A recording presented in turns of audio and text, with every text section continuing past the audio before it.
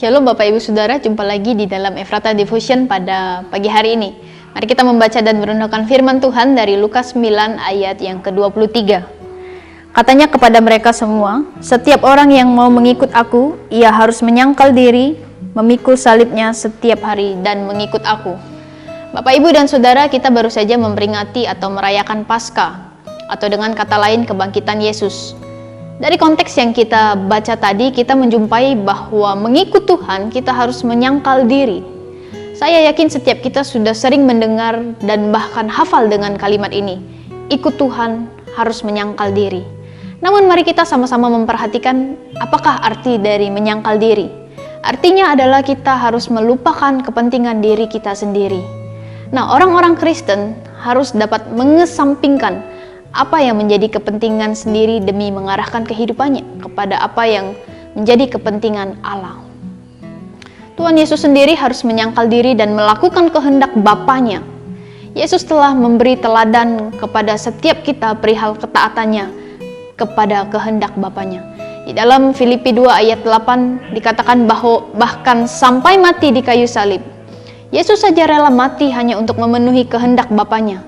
Demikian kita seharusnya dapat melakukan hal demikian.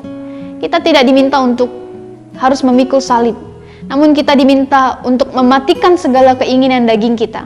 Setiap keinginan-keinginan kita haruslah dimatikan ketika kita mengikut Tuhan. Jika kita berbicara tentang kematian yang Yesus alami secara umum, pastinya kita hanya berpikir tentang kematiannya di atas kayu salib.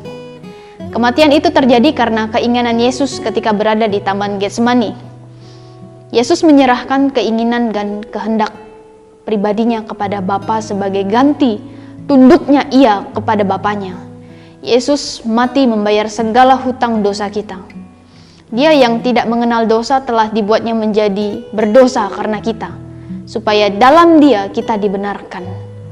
Nah, Bapak Ibu dan Saudara, ketika kita mengikut Yesus, kita tidak bisa dengan seenaknya saja. Tidak bisa hanya ingin kesembuhan, hanya ingin kesuksesan, hanya ingin pemulihan. Ini semua bukanlah hal yang istimewa, karena orang yang tidak percaya pun diberikan Allah berkat-berkat demikian. Tapi kematiannya di kayu salib membuat orang mendapat berkat hanya secara khusus terkait dengan keselamatan. Di luar daripada Yesus tidak ada keselamatan.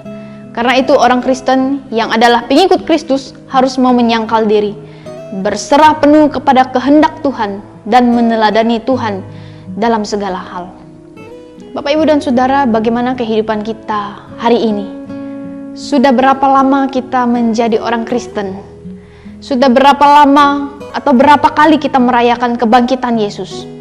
Walaupun mungkin saat ini keadaan atau kondisi yang kita alami tidak sama seperti yang dulu, tapi syarat untuk dapat mengikut Yesus tidaklah berubah.